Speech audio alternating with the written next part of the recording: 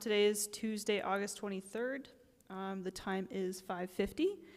Our first item on the agenda is 6 presentations from the community grant recipients. And those are the City of Cortez grant recipients. Our first presentation is the Chamber of Commerce. So if you would like to go ahead and come up to the podium and make sure the little button at the base is turned green so we can hear you. Thank you. Thank you.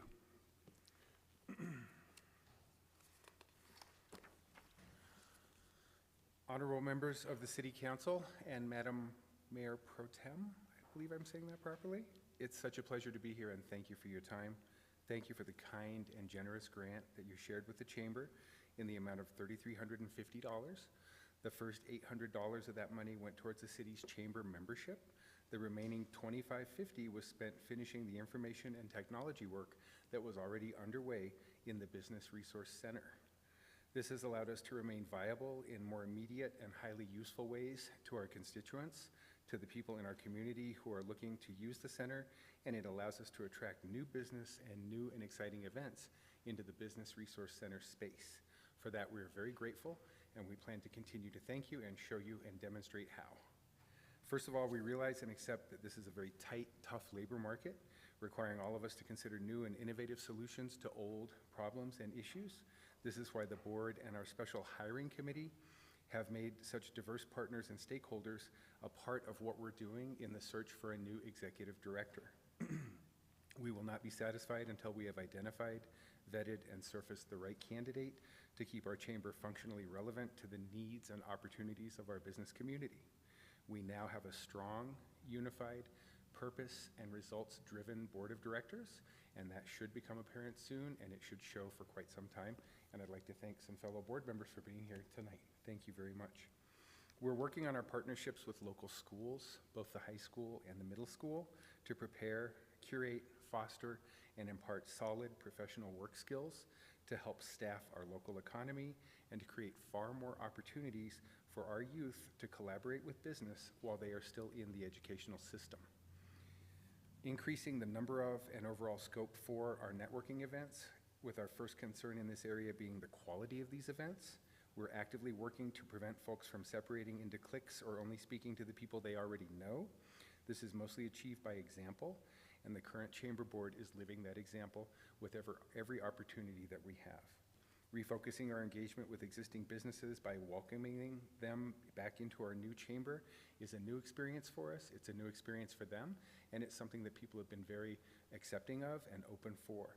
This is an area we know we can do more in, and we're trying to grow our membership base while adding value to the reasons and the opportunities for participating with us as an organization.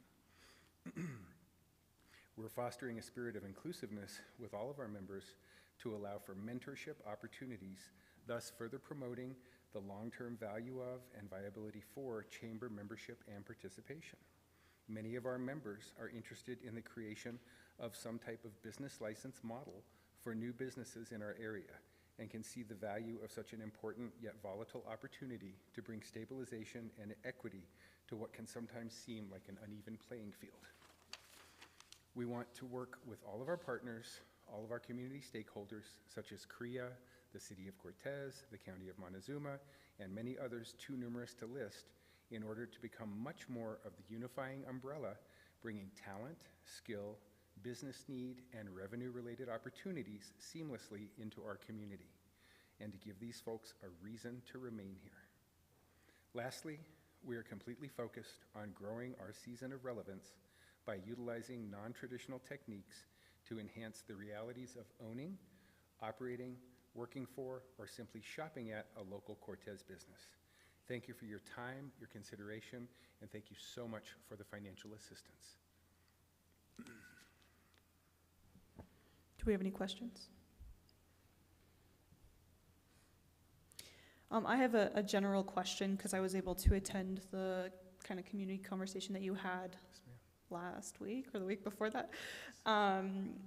Would you be able to share any kind of insights that you garnered from that conversation generally? Of course, I'll be very brief, and I'm so happy that you asked. Thank you. What we found was that we had quite a turnout for that event.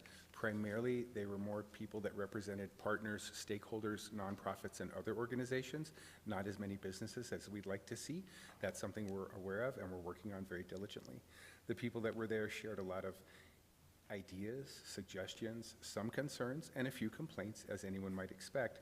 But we really found that once we got those issues out in the open and started to talk to them as a group and as a committee, if you will, we found that people want to participate. People that brought an issue or a concern then brought one or two suggestions or possible opportunities, and that's what we're looking for.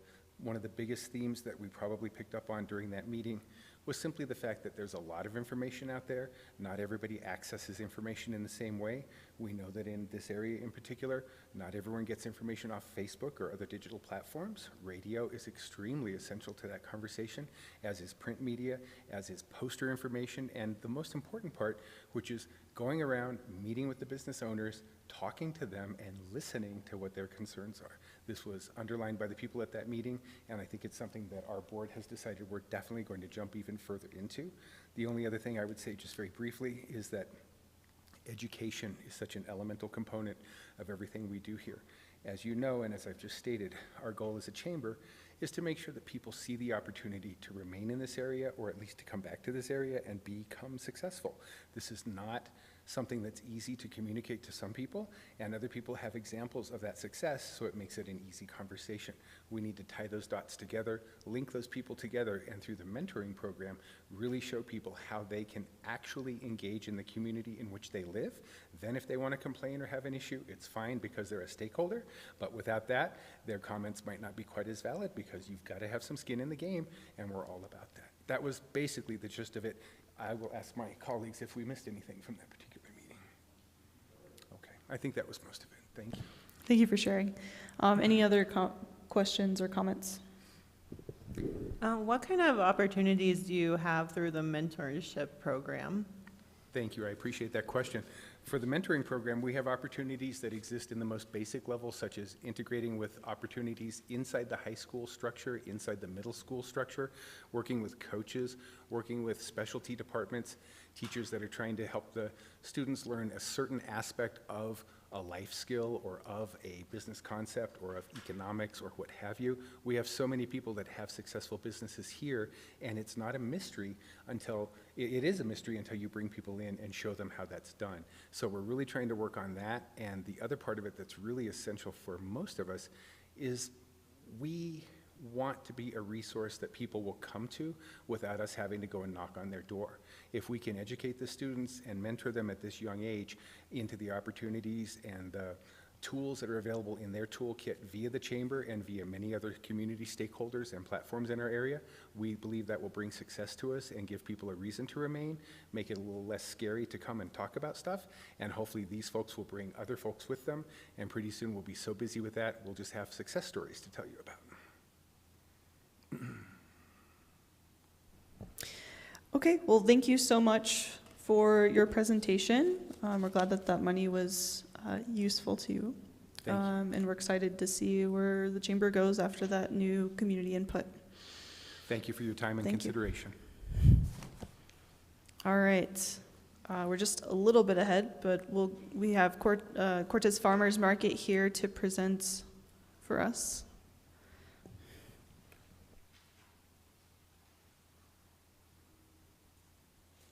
Good afternoon. Some of us are short. The City of Cortez Farmers Market would like to thank you very much for the money that you've given us.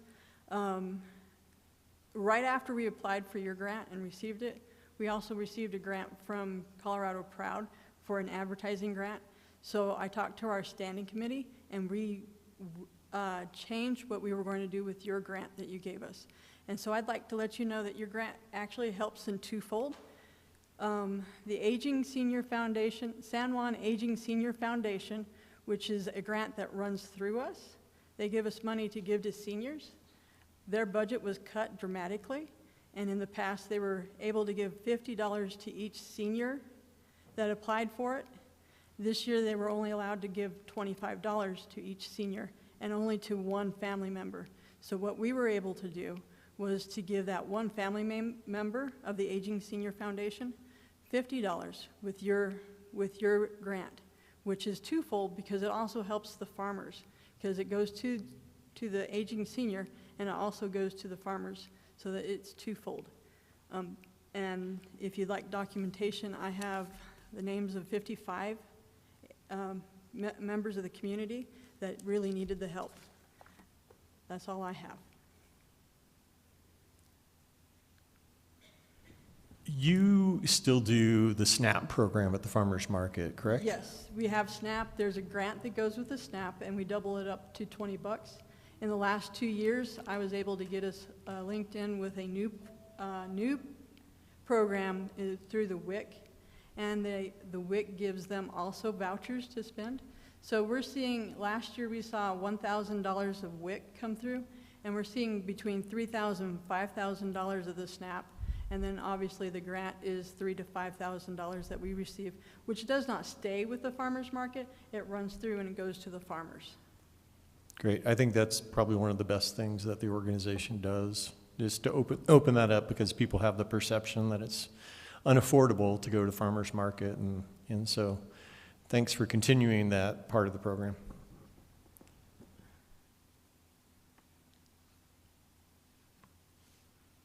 Do we have any more questions?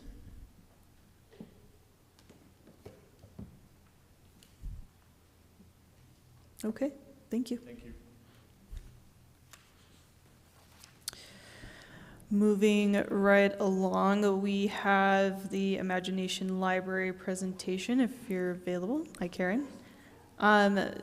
Please be sure to state your name when you go up. Thank you.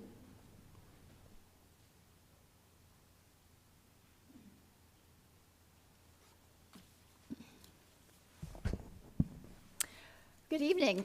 I'm very pleased to be here. I'm Karen Sheik, to be able to report on Imagination Library, and again to thank the city and the city council for their grant award and adding Imagination Library to their budget last year. I am so proud to be able to tell you that Imagination Library had a very successful year. We reactivated the program in September of 2020, or in September of 2021, and we currently have 633 children who are enrolled in the community, with the breakdown as follows: 335 children from Cortez, 96 from Mancos, 72 Dolores, 22 Luis Areola, 11 from the Pleasant View Yellow Jacket area, 9 from Cajon, 49 children reside in Toyac, and 39 in the Dove Creek, Rico area. During that time, we've also had 108 children who have actually aged out of the program, so they were in it for a short period of time when it was reactivated, and once they reached their 5th birthday, then they were no longer eligible to participate. We have continued to do fundraising. We received a grant from an Empire Electric partner in the amount of $3,000. Kiwanis gave us a grant. We've had a number of individuals who have also contributed to the program, and we were able to receive a grant from the Lore Foundation that enabled us to have the brochures that I just handed out to you updated and printed. In fact, I was at the library today dropping flyers off to them, and had a chance to visit with Isabella and encourage her to maybe have library staff take a little bit of time when their new children's programming begins this fall to talk about Imagination Library, on the off chance that some of those families with young children either have new children on the way or know other folks with young children who are not enrolled in the program.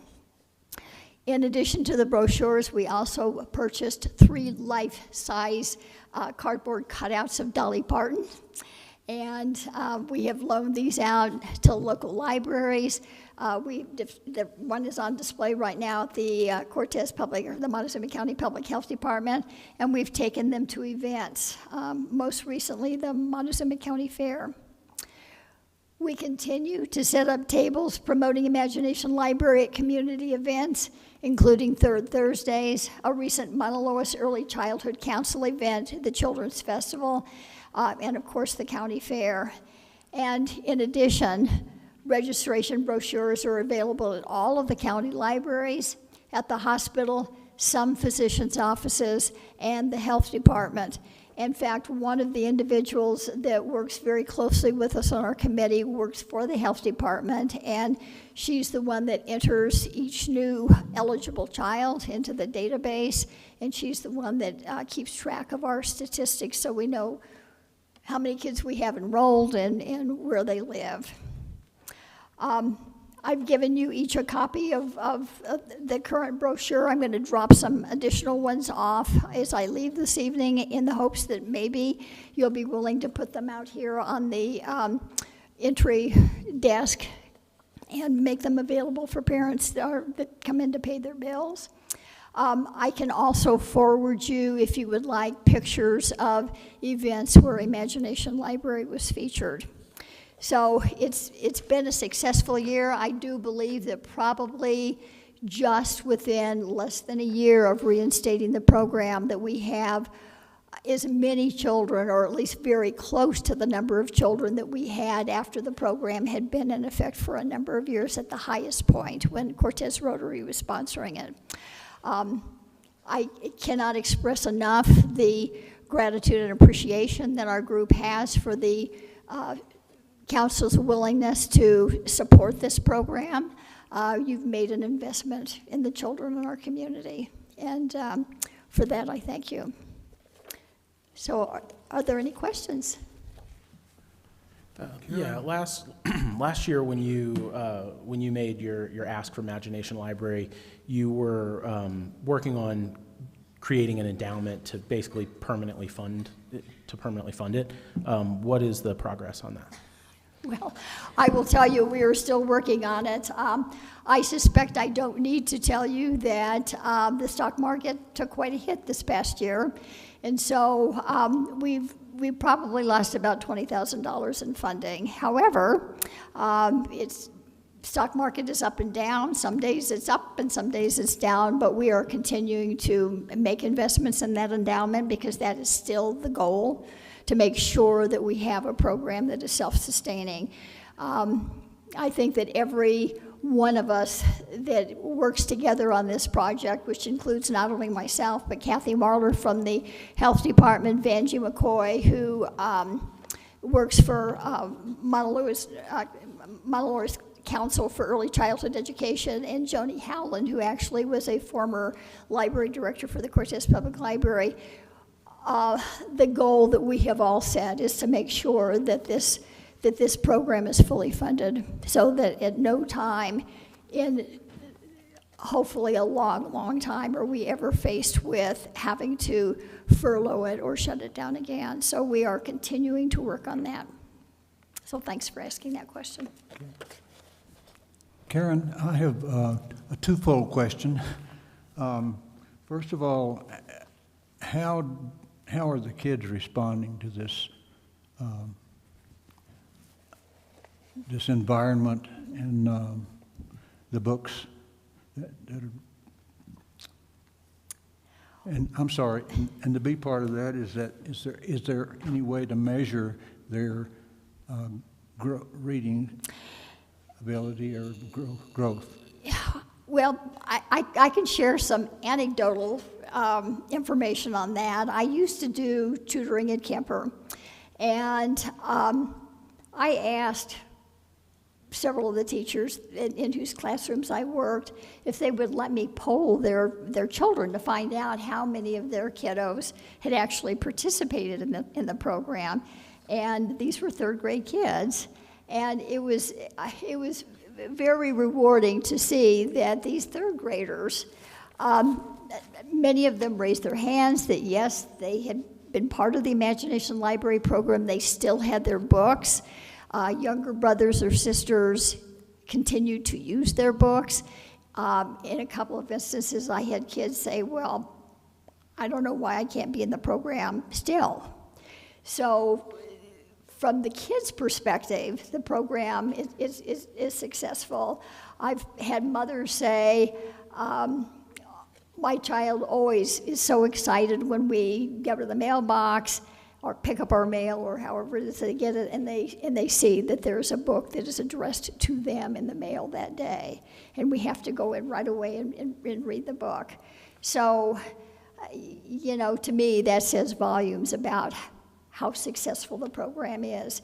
In addition, the Dolly Parton Foundation has done some research, and their data shows that children who are involved in the program do have a tendency to be more school ready and to do better. So it's not just, gee, I like to get a book, but it does make a difference in helping to prepare children for school. And when you stop and think about all the things that go into sitting down and reading a book with a child, or having the child read the book back to you, sometimes from memory, you know, all the things that you learn, being able to track words, and, you know, how we turn the pages of the book, and whether the book is upside down or right side up. All of these kinds of things we don't think about as adult readers, but they are really important skills when you're working with young children and trying to get them ready so that they can read. And as Vanjie always says when we go out to do presentations, up until the 3rd grade, a child is learning how to read.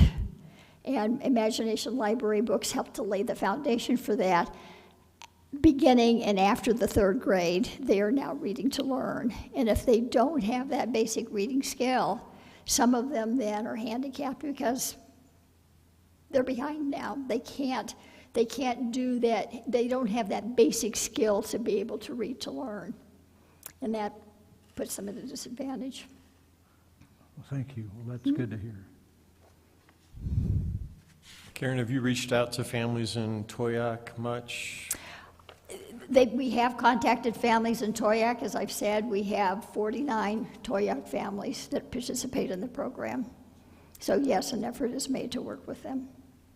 And then has the organization set up at the Cortez Farmers Market to try to advertise You know, the program?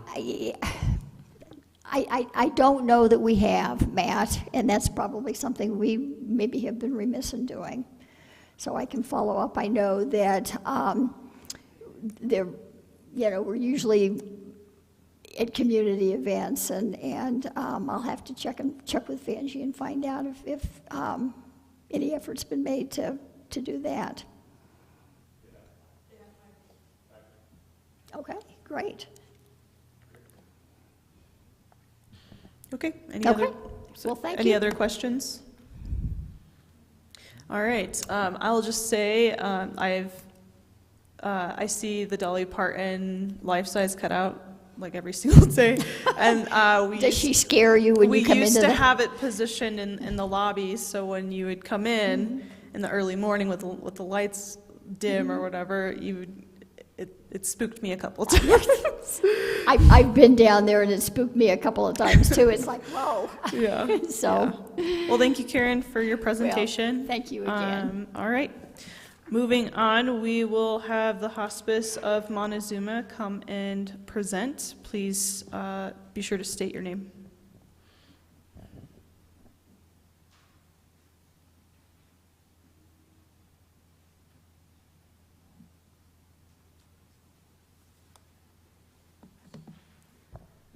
Well, thank you so much for having us here to present about our programs. It's really neat to hear about the other things that were funded as well.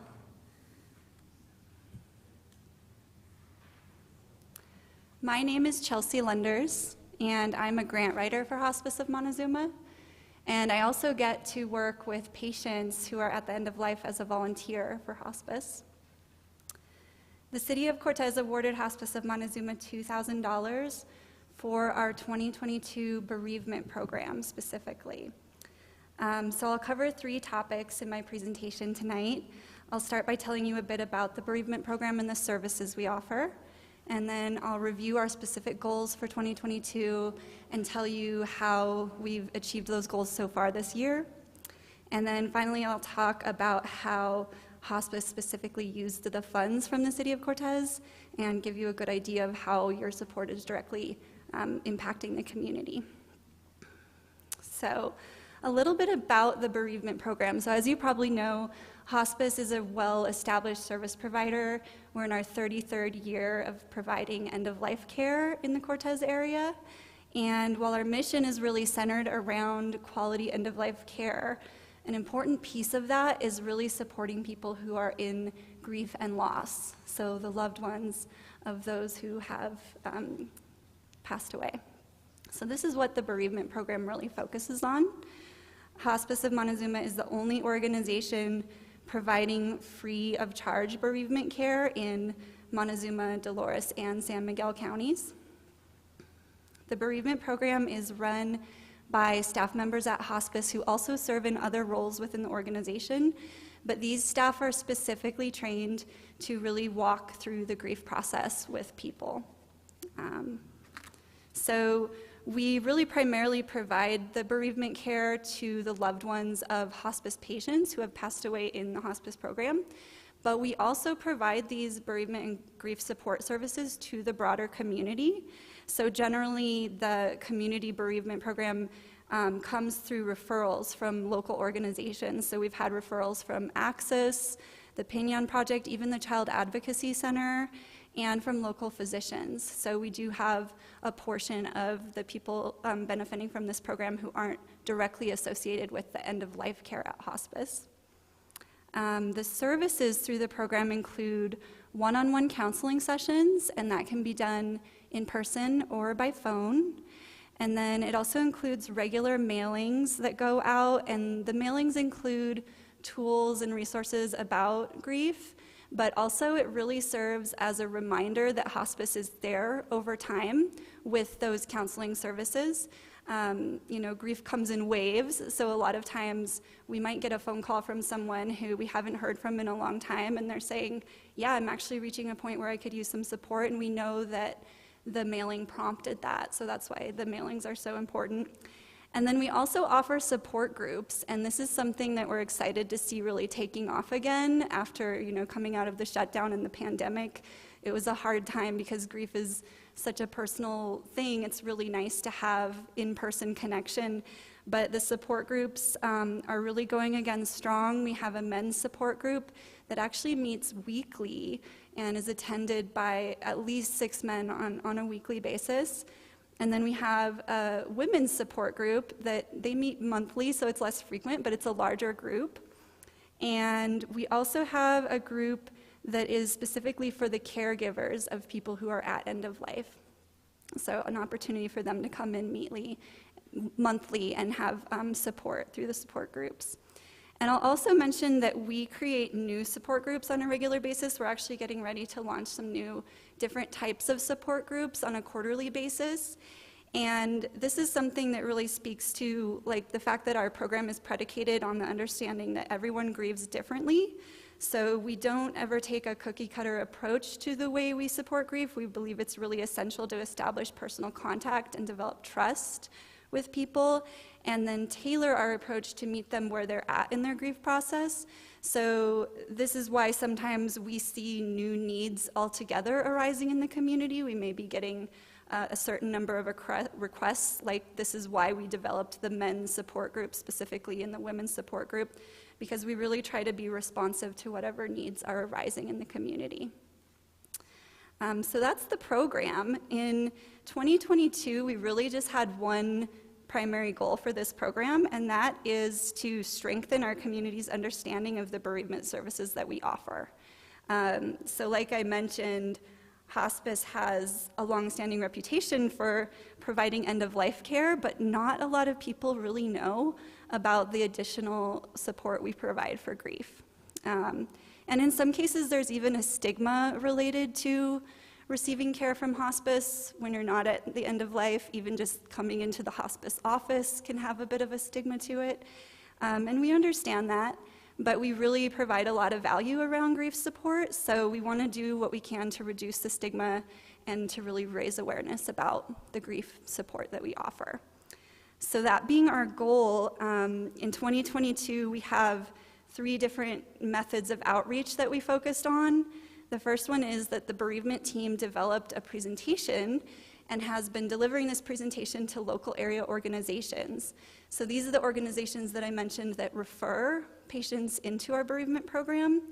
And the presentation covers topics like identifying signs and symptoms of grief to equip those organizations with more tools to be able to deal with grief themselves, but also includes a lot of information about what hospice offers and how to refer people to hospice. So far this year, we have delivered that presentation to approximately 90 individuals from 4 different organizations: the Pinion Project, Access Mental Health Services, Options for Long-Term Care, and the Montezuma Ministers Alliance. And we're also really working on getting more presentations set up, including with Southwest Health System, which would really help us reach a lot of people. So our goal is to conduct 8 additional presentations this year, and if we're successful, we will provide the information to approximately 500 more individuals in the community. So the second thing we've been doing for outreach is social media. So the bereavement team has been posting regularly on social media, and most of our posts are really a way of gently correcting misconceptions about dying and grief. And then we also really promote our focus groups and also our counseling services, but we try to focus on the focus groups, or sorry, not focus groups, support groups. So in 2022, we have made at least 2 posts about grief and about the support groups per month, reaching 40 to 60 people per post, and we've just really seen great attendance at the support groups. And then the third and final thing that we've done for outreach is really just developing relationships with physicians in the community. So they really are positioned well to refer people into our program. So we've worked with 8 different physicians so far this year, developing direct relationships with them and providing them with information outlining what services we provide for bereavement, as well as what we have available for durable medical equipment to lend out to the community. So when it comes to the use of the funds, our primary cost to deliver this program is staff time. We also have costs around training and our mailings, but primarily it's staff time to run the program. So since January of 2022, we have served a total of 201 community members through the bereavement program. We provide an average of 11 in-person visits per month, 31 phone calls, 24 mailings per month, and we've done a total of 37 support group meetings this year. And so all of that takes about 71 hours of staff time per month. And so the funding from the city of Cortez went to support paying our staff. And if you're interested in the geographic breakdown, hospice, about 50% of our services go to people living within the city of Cortez, and then 35% out to the rest of Montezuma County outside of Cortez, and another 15% of our services go beyond Montezuma County to Dolores and San Miguel counties. So just to wrap up, I'll say a few words about why we believe funding this program is so meaningful. So our bereavement program is entirely supported by grants and donations. While the organization receives funding through Medicare and Medicaid, there's no margin left from that to support bereavement, but we really believe grief support is an important part of the full package of what we provide, so we really work to make sure. That's why they hired me as a grant writer, to make sure that this program stays funded and can sustain. And you know, grief is a universal challenge. It's something that affects every segment of our community. And beyond being a challenge, what we know at hospice is that grief can be a really healing experience. And oftentimes we just need the tools and the information and the support to turn it into the healing experience that it can be. So hospice is at the forefront of working in our community to help us embrace and more commonly understand this within our culture, the value of grief. And so it's a program that really does fill a service gap that we are uniquely positioned to fill. And we're honored to do it, and this is why we so appreciate your support. So just thank you so much for the funding. Any questions? Well, first, I just want to say I think it's really incredible the way that hospice has evolved to include other programs, and I think it's really one of the nonprofits in the community that isn't necessarily high profile, but at one point or another, someone has either accessed or they know someone who has accessed it. Yeah. And so, to that end, you mentioned that you had in 2022, I think, 201 people directly associated with the bereavement program. Yeah, that's right, you mentioned. so far. Is that all of the programs, 201 people? Like, do you have a kind of an estimate of? Well, that's just the grief support. Right. So I didn't bring with me the data for the overall hospice program. Uh-huh. It's certainly something I could provide as a follow-up if you'd like. But yeah, I just focused on the data for the bereavement program, since that was what we asked for funding for. Yeah, you don't need to provide that. I was just But trying to yeah. make the point that you have such a broad impact on the community that it's pretty incredible. So thank you. Yeah, thank you. Can I clarify that the grief support is primarily the peer groups, the support groups? Well, also one-on-one counseling it's an important piece of it. So something that we always do is it's a kind of a risk assessment to look for complicated grief. And in those cases, one-on-one counseling on a regular basis, it could be a monthly basis or a weekly basis, like we really try to tailor it to what a person needs. That becomes an essential resource too, as well as the mailings, which are, just that reminder that like you're allowed to grieve for an extended period of time if you need to, and we're still there. So beyond the support groups, the mailings and the counseling I kind of highlighted the support groups because it's just been something that we've been so thrilled to bring back after the pandemic, So I don't know that the support groups are more impactful or more used, but they are really going well this year. Thank you. I'm really pleased to hear about this in our community. And I was just wondering, is there any limitation to number of sessions for the one-on-one counseling, or is it by the participant's choice? There really isn't a limitation. Actually, hospice will, we consider people having kind of graduated out of the bereavement program a year after their loss. But if they still needed support, hospice would provide that support. And it really just comes down to what the client needs and wants. And that's part of developing the relationship of trust that our staff are really great at, so that they can say, you do seem like you could use more support, and then that's trusted. But it's never something that we create for them. Like we really want our clients to have the tools to know how to reach out when they need to. That's kind of part of what we're trying to strengthen when we work with people, is acknowledging when they're having a harder time with grief, letting themselves feel okay about that, and then saying, okay, I would like more support than what I've had, or I don't need it. It's kind of up to them. Any other questions? Okay, well, Great. I just want to say that I'm really appreciative of the support in the community as someone who works in suicide prevention. There isn't another resource like this, so I just want to say thank you for everything that you all provide, especially Yeah. for survivors of suicide loss. Thank you so much, and that's an example of maybe another type of support group that we could form. So it'd be We'll great to talk connect to at you about another that time. sometime. Yeah, thank you. Thank you. Okay, up next we have the Community Radio Project. If you could please be sure to state your name at the podium. Mayor Pro Tem, since I work for Community Radio Project Ksjd and recused myself from their grant process, I'm going to step out for a moment as part of this.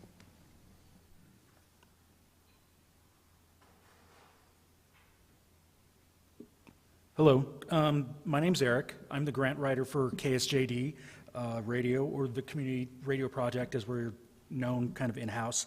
So we were awarded $1,500 from the city. The funds were used to bolster our local news department and provide a Cortez-focused news source. We have done more than 25 features about the Cortez community this year alone and do daily news that is locally and regionally focused. The funds from the grant help secure our community-based reporting and provided further support to bolster a much-needed news source to the community of Cortez. So just an example of some of the stories that KSJD did cover with a local focus. We did affordable housing. We did a piece on environmental issues, healthcare, housing issues, education, outdoors reports is something that we do quite frequently. We report on local government as well. So yeah, with your support, you really helped us bolster this local Cortez-based news system that we have there at the radio station. So thank you so much for your support, and do you guys have any questions for me? Do you know how many people you reach on a daily basis? Is that a knowable number, or? So we don't have the actual metric system to track who's like a Nielsen rating kind of system. We don't, but on average, our listeners base is about 10,000 people on a daily basis is our best estimate that we have.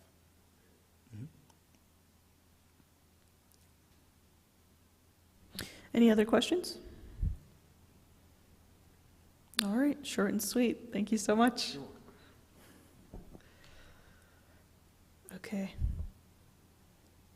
Does somebody want to let Robert know? Oh, okay.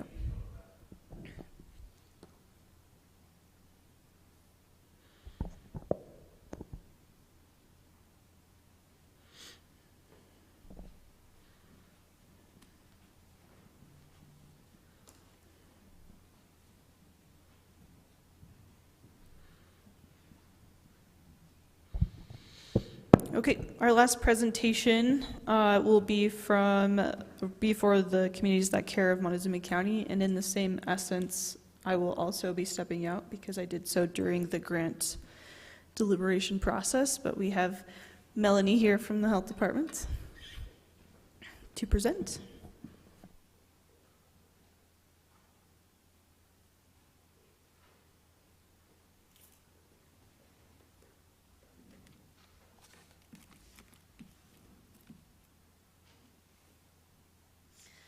Good evening. Thanks for having me here tonight. I'm Melanie Begay. I am the program manager and community mobilizer for the Communities That Care process at the Montezuma County Public Health Department.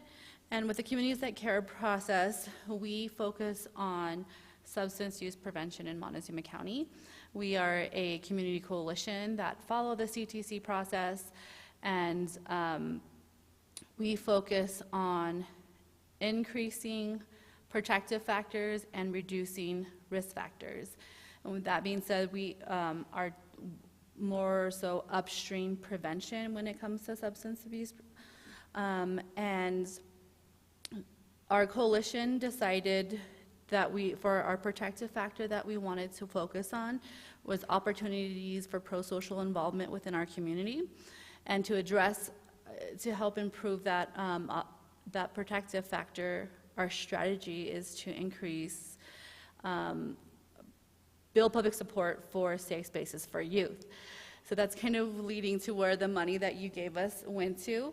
Our coalition decided that after doing a readiness assessment, that a lot of people in our community don't know where to go to find events within our community. People say Facebook, some people say like billboards, some people say like Instagram. Different people have different ways they find information, and so our coalition decided that we wanted to focus on creating a youth activity calendar specifically for middle school and high school age students, where they could find healthy activities to participate in, because that's a good way to prevent youth substance use, having those opportunities and a safe space to be. And so SCYC, or Community School, School Community Youth Collaborative, who I know spoke with you guys like 2 weeks ago, they take on our youth activity calendar. So Communities That Care gives money to SUIC for a youth and one of their staff to provide supervision to that youth. And where the money that you gave us went was specifically to pay for the youth position. At SUIC, they make $15 an hour, and they work 4 hours a week on the youth activity calendar. And so your funding helped pay for about roughly 43% of the yearly cost for that youth. That's really all I have. I just wanted to show you how we spent that money. Does anybody have any questions? Do you, how are you doing, by the way? I'm doing well, thank you. Great, Matt, how are it's you? good. I'm fine, thank you. It's good to see you. You too. Do you think that it's more impactful to have a youth involved with the youth activity calendar, I guess in terms of promotion or having a pulse on things that students might be interested in versus maybe having an adult do the same thing? Yes, I think that it's impactful not only for our community to know what they want, what we want to have on there, and what maybe they want to do, and help put it on there. We do have some guidelines that they should follow, but I think that does help with promotion. And also, I think the idea of it is that we really wanted to provide an opportunity for youth. And SUIC they do submit an application, and we interview them, and then they get hired. And I think the pay is pretty good, like $15 an hour.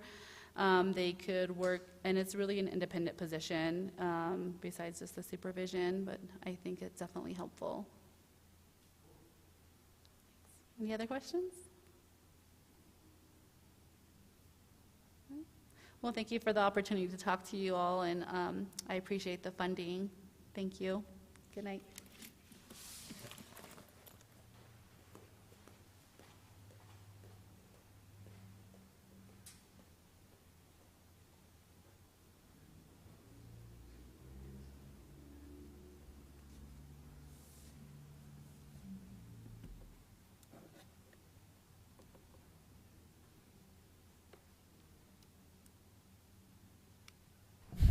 Okay, that concludes our City of Cortez grants presentations. Up next, we have a discussion on pathways to Mesa Verde with James Dietrich, Natural Resources Director, Montezuma County.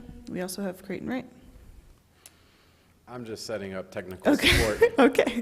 James will be the one giving the presentation. All right.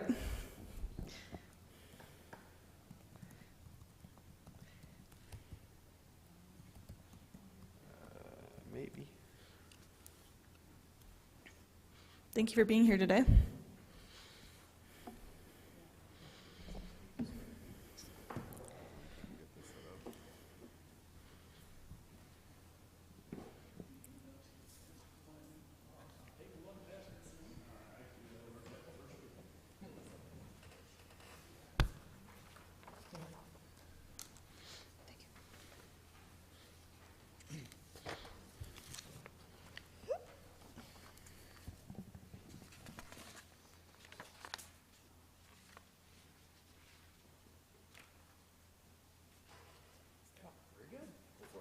Thank you, Creighton. Well, good evening, everyone. Thank you for having me here tonight. So I'll kind of, what I passed out to you all is where we're at with the grants and our budget, project budgets currently. And I'm going to go ahead and start from the very beginning on this, just as kind of a refresher for everybody. We started this trail project off back in about 2014. And the initial grant that we got through the help of CDOT was for $400,000. It gave us a total project budget of $500,000. The county, the city, and Mancos all chipped in on that. The city pitched in $40,000, Montezuma County pitched in $40,000, and the town of Mancos pitched in $20,000. So that was our match for the very first project. And what that basically did, we completed a planning and environmental linkages study, which is kind of precursor for NEPA. And I might add at this point too that we're dealing with a federal project at this point. We took federal dollars, and so that keeps us on the hook, and also it crosses federal lands. And so we're on the hook to do the full federal process on this. So we did a lot of community outreach. We heard from our community that we really wanted trails that were off and out of the highway corridor. Unfortunately, on the Manka side, after doing a lot of research, we were just unable to get property owners willing to work with us on that portion of it. And so on the Manka side anyway, the trail will be located 100% within the CDOT right-of-way. And because of that, Mancos was really ready to go at that point. So we decided to go ahead and throw whatever remaining dollars were left in that grant to trying to get a 30% design figured out on the Manka side. And so we've accomplished that. So that portion of the grant has been accomplished and has been closed out. So as we advance down through this chart, we started looking for additional dollars to help finish the design on the Manka side.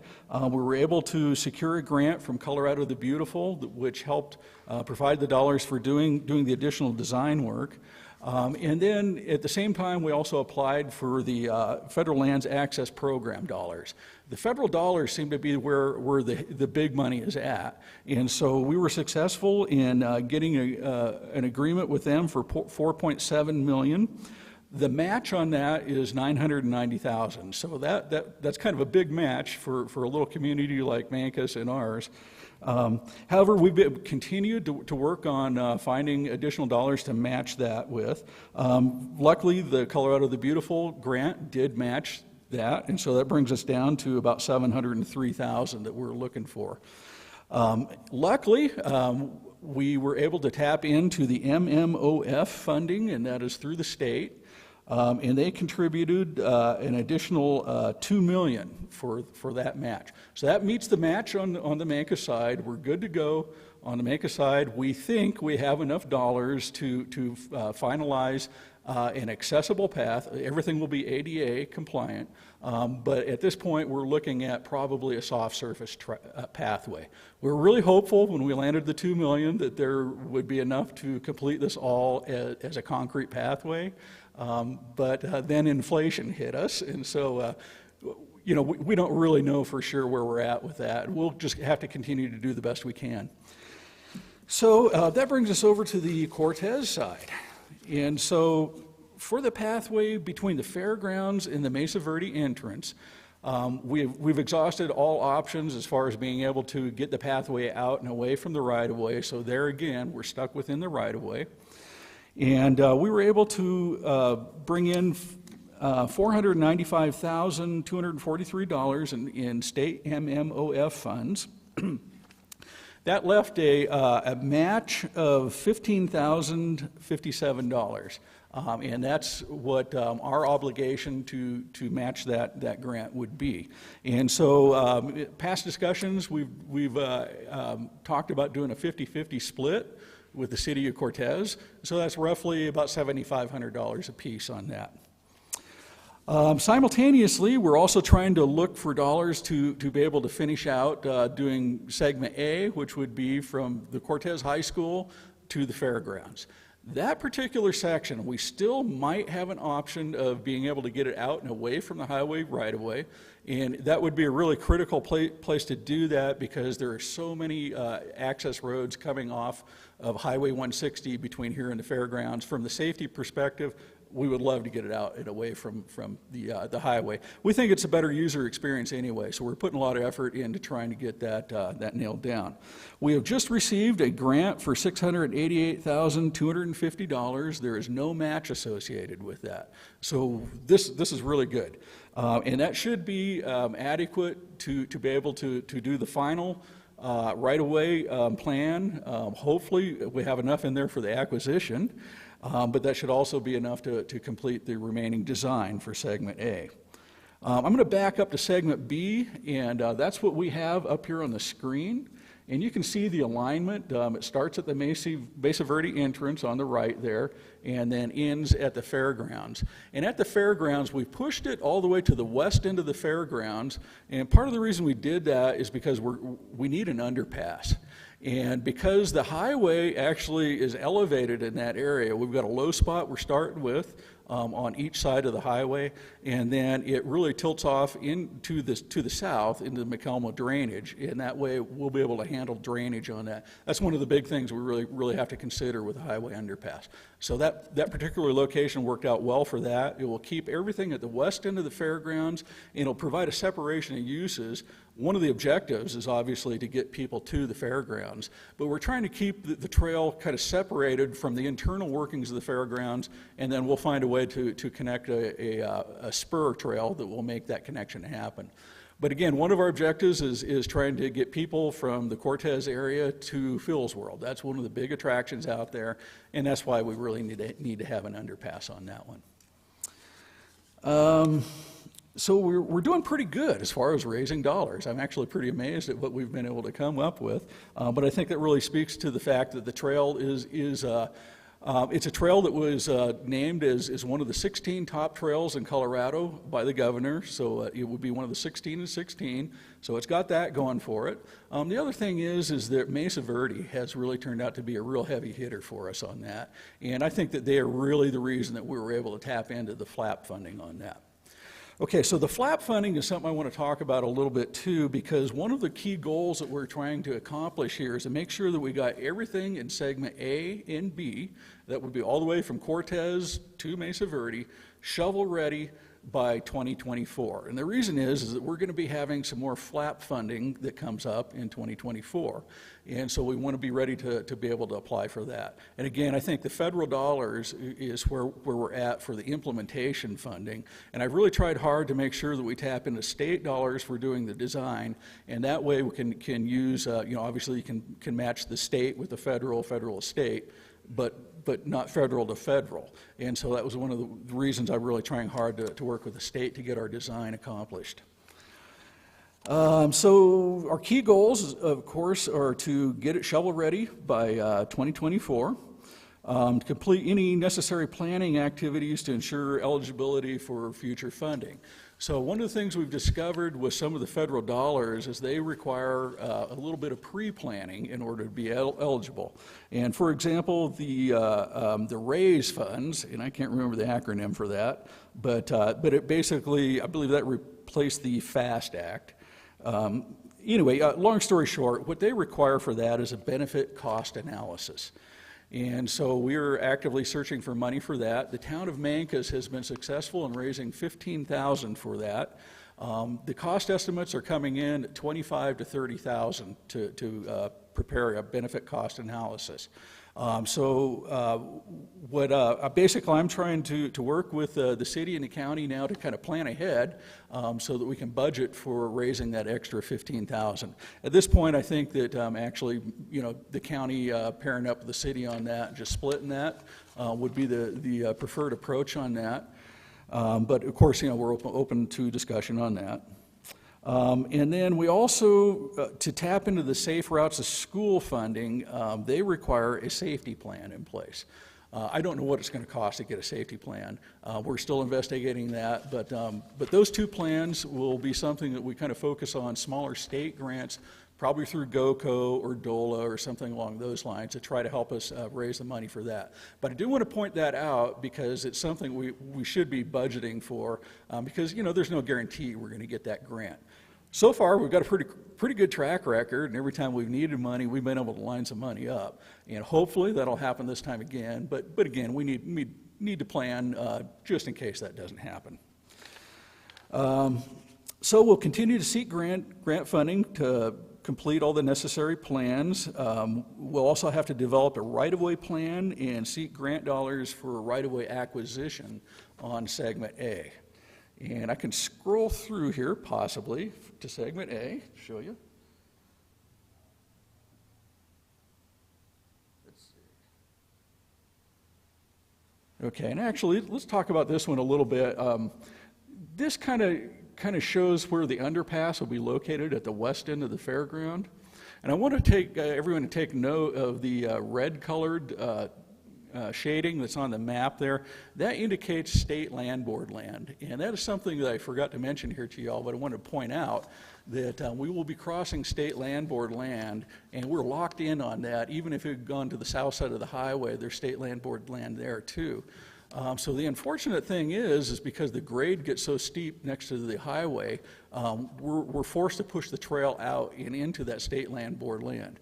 And as you can see, it doesn't go very far, but the state land board views this as a recreational trail, and what they're telling us is that we will have to buy an easement and pay an annual fee to use that. So I'm really making a strong argument with CDOT, and first of all, CDOT will own this facility. We'll be on the hook for doing some of the maintenance on it, but CDOT will own the facility. So I'm making a strong case that really what we're looking at here is a transportation corridor, and that this will be a permanent part of the Highway 160 right-of-way. Again, we don't know where we're going to land with the state land board on it. They really, their objective is really to raise money for schools. And so they're happy to keep as many leasees on their property as possible. In this case, however, it's something that we don't own and is really a part of the transportation system. And so from my perspective anyway, that trail through there is really more of a transit corridor than it is a recreation. And we'll have to just kind of make that argument and just see how things go. And again, that'll be something that we'll just have to negotiate on.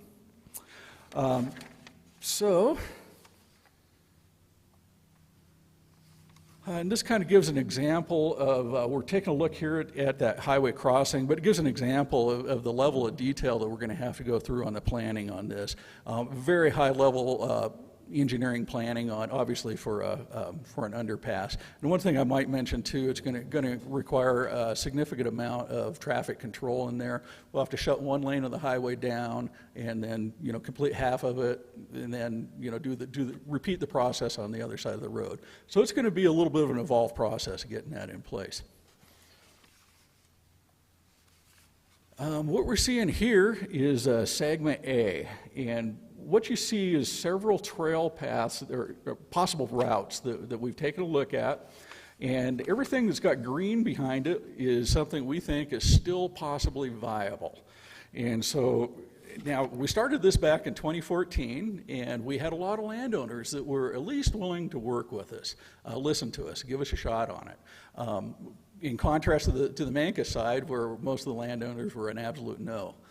So this is really encouraging. However, it's also been since 2014 that we've been looking at this, and so a lot of landowners have changed hands through there. Last time I talked to you, we had one parcel that was a big hang-up. It had 12 people that owned it, and no consensus on whether or not we could get a right-of-way. Well, that has gone through a tax lien sale now, and it is down to one owner. And that owner has seemed agreeable to at least visiting with us about it. So again, I'm feeling pretty good about it. It's going to take some more work, but we'll continue to try to get it out and away from the highway corridor. If we are not able to do that, then the last resort will be to put it within the highway corridor. And it's going to be pretty tough on that south side, but I think we can squeeze it in. There's going to be places where it's going to be essentially a sidewalk project. But by and large, we'll have that connection, and it's just going to have to be the best we can do. However, I'm still holding out hope that one of these pathways is really going to be successful. We'll just keep trying. So let's see. Did want to talk about the current key funding obligations that I think we ought to be thinking about for the 2023 budget process. Since we've got a match that we're obligated to, we're suggesting a 50-50 split with the county, and that's roughly $7,500 apiece, and that would help us meet the 2020 MMOF match obligation. We're also looking at the benefit cost analysis, and again, our estimates are coming in at about $15,000 on that. And again, a 50-50 split with the county means that we should be both budgeting for about $7,500 for that process too. So in a nutshell, I think both the city and the county, I would recommend trying to reserve about $15,000 so we can cover our match obligations in the event that we aren't able to raise any more grant funding to be able to pay for it. So I guess that kind of concludes the update, unless we've got any questions from our counselors. In 2014, was there a study done that dealt with the potential impact on tourism in the area? Well, there's no specific study done on it, and that's part of the reason we need the benefit cost analysis. So that does it. Now, I think everybody kind of intuitively knew that this is going to be something good to add to our portfolio. We had a lot of discussions, you know. There were some naysayers about the trail. You know, for all the dollars we put in, are we going to get a dollar back? Well, probably not. That's probably not the way to really even look at it, because again, we're trying to build a portfolio of these type of amenities for our county. And so I think hanging our hat on any one of these type facilities is probably not the right way to really look at it. We really need a bundle of them so that we can, you know, make ourselves first of all, just a great place to live. You know, a lot of this is really for us. But, you know, with the rise of mountain biking, I mean, that has been just a dreadnought as far as, you know, boy, I never would have believed 20 years ago that we would have seen mountain biking take off like it has here, but boy, it has really taken off. And we think that's going to continue, and we think that most recreational activities throughout our region are probably going to continue to increase in use too. So. We are also, I might mention, we are, as a county, we're trying to do, we applied for a grant, so we're trying to land an outdoor recreation grant, and what that would do is help us to kind of prioritize which one of the recreation activities we really want to put our dollars and investments in. And I'm guessing that's probably going to come out as bicycling, but again, we haven't got that study. But I think that study would help address that question, Matt. So. We're very hopeful we'll land that one too. So. And that underpass at Phil's World just isn't really an option, is it? The one that exists there currently? The existing one? No, that's really a drainage. And okay. Yeah, they you know, just use it. We discussed it, because believe me, we got one on the Mesa side that they run cows through, and that would be the ideal. But, because you can walk a bike through it. But yeah, CDOT's not really too hot on that, so. Hi, thank you for your presentation. I have a couple of questions. Who's the lead federal agency for the environmental assessment? Okay, so it may be different on the Cortez or on the Mesa side. That's the Central Federal Lands Highway Division. Okay. So because they're the ones that administer the FLAP dollars, they actually come in and do kind of a turnkey project. So they finish doing the design work, and of course they subcontract all that out. But they will finish doing the design work, they'll do the environmental clearances on that, and then they will also advertise for a contractor, and they will oversee all the construction also. Okay. So that's part of the reason why I think we really would like to get those guys involved on this side of the hill too, because they have been outstanding to work with, and they really they know what they're doing, they take the ball and they run with it. So when you say getting these shovel ready, you're doing the whole NEPA process and all the federal clearances and by segments? That's correct. Okay. Yeah. And do you have any current timeline for the project as a whole, I guess? Okay, so a dream yes. scenario? Yes. Okay, so sorry I didn't mention that, but we are slated for construction in 2026 on the Mesa side. And so, of course, if you do your NEPA work, it's got shelf life, right? So we don't want to get too far ahead on that. I'm anticipating getting our NEPA work done between 2024 and 2026. And hopefully, we're going to get categorical exclusion on almost all of it. Yeah, exactly. So and that's part of the reason we did that planning environmental linkages study. It really sets it up for doing the NEPA work. And what we're hearing right now from, for example, Mesa Verde and the BLM is they feel like that's probably what they'll be able to give us. So. Okay, that's great. I was like, in my head, I'm like, oh, that's going to be a really big EA. But, and then also, is there a plan? So right now it looks like the trail ends at the high school in town. Is there any plan to take that more into the downtown area? And do you anticipate people parking at the high school to access that? Yeah, that is one of the reasons we picked the schools, because there's parking available. The other thing is we realized that we could tap into the safe routes to school if we connected all the schools. And so sure enough, we connect our school with the Manka schools. That should set us up for that funding opportunity. But yes, I'm glad you asked that, because I've got all kinds of plans as far as getting trails throughout town. You know, if you got a couple hours, I could kind of go over everything. But in lieu of that, I'll begin to work with Creighton on it more closely. Good evening, council members. Just a quick response. So one of the things that the city really needs to have is a trails plan for the city, and that's one of my personal goals in this next upcoming year to 18 months or so. Manager Sanders and I have talked about it quite a bit. We both have that as a goal, so that's something we really need to strive towards. I know that there are some informal alignments that have been developed here in the community. We really need to vet that within the community and then settle on some final alignments and where we want trails to go, and where it's much like what James has done outside the city, we need to do inside the city as well. And I'm going to follow up a little bit on that too. You know, one of the things that really helps us out when we're going for money is they always ask, okay, is this a part of some other plan, a local plan? Well, so right now, yes, it's a part of the 16 and 16, it's a part of the state trails plan. But I really think it would help us a lot to actually have a countywide trails plan.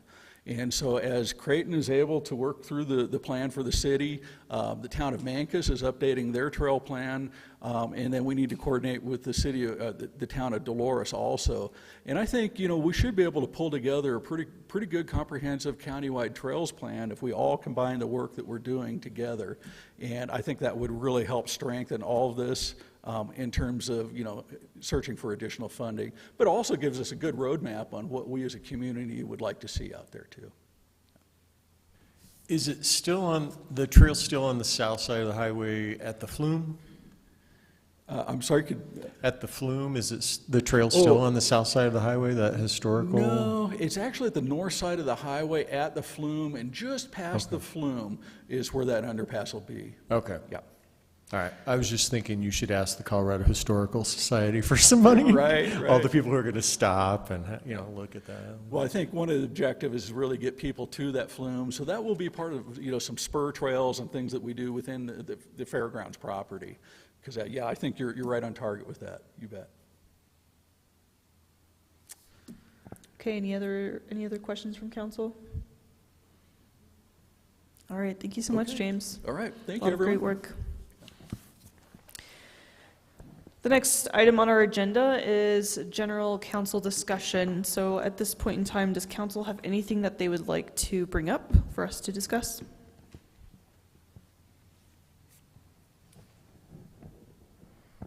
Okay, I have two things. The first one is we are needing 2 members of council to be on the grant application review team for the community giving or the community grants that we do through the city. And Drew, you could explain a little bit more about it. Yeah, Mayor Pro Tem and council members. Last council meeting, it was suggested that we revamp how we handle the community grants. And the idea is to perhaps put a committee together involving 2 council members who would serve on that amongst some other staff members. Then we would come in with some recommendations for council to select upon that would streamline the process and give us perhaps a little more time to actually consider grant applications. So I suggest, Mayor Pro Tem, that maybe we just kind of plant the seed at this point, and then since this is actually a council decision, we hold it over for the next meeting at the end of council decision there. But any discussion is certainly more than appropriate now. Oh, can I have, what's the time commitment, and what are you looking for people on that committee? Well, I would not presume, council member, to say who among council should serve on that. I think you're all more than qualified.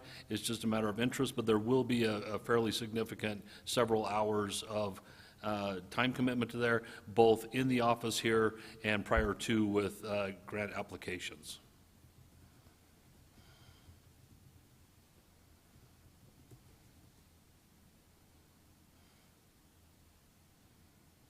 Is there any immediate interest, I guess, based on that information? Yes, I would be interested. I am interested, but I will sleep on it. And do we have how the number of grant applicants for this upcoming cycle? Do we know that number? We don't yet because the applications are still open. By the way, this would not actually take place until October. We're just trying to get ahead of the game and give everybody plenty of time to prepare. But we hope to probably mid-September-ish, depending on how many applications we have, probably get them out to the committee early so they have several weeks to consider and make notes. I'm going to save my future self and remove my name.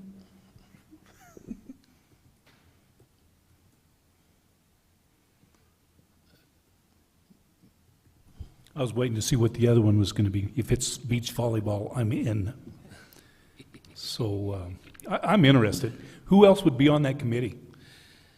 Likely it would be me, probably Kelly Koski, and one other staffer. I haven't selected that person yet, but amongst the leadership team. Sure, I'd be interested in helping out. Okay. And Mayor Pro Tem, if it pleases the council, Mayor Medina also would throw her name in, and if I understand her right, it would be as an alternate to other council members.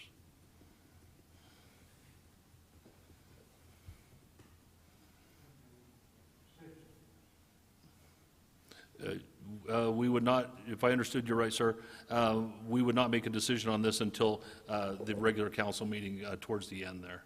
And we'll ask Mayor Pro Tem to call that up again at that point. Okay.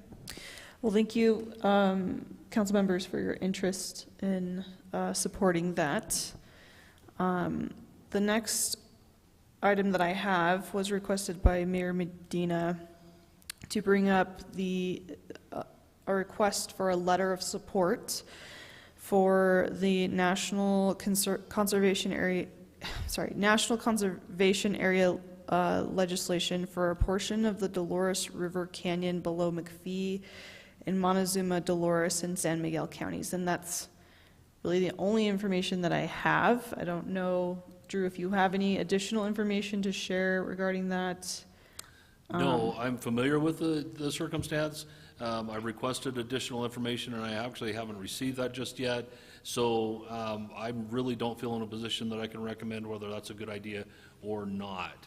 All I can say is that it is truly a political issue, and I think council would need to weigh whether or not it's appropriate for us to weigh in on a political issue. Okay. Since we don't have any more information, I would say that we hold out before we have that discussion. But I said I would bring it up. Sound good? Okay. Any other final general council discussion items? All right. Hearing none, we'll go ahead and adjourn this work session at 7:07. And we will be back for our regular session at 7:30.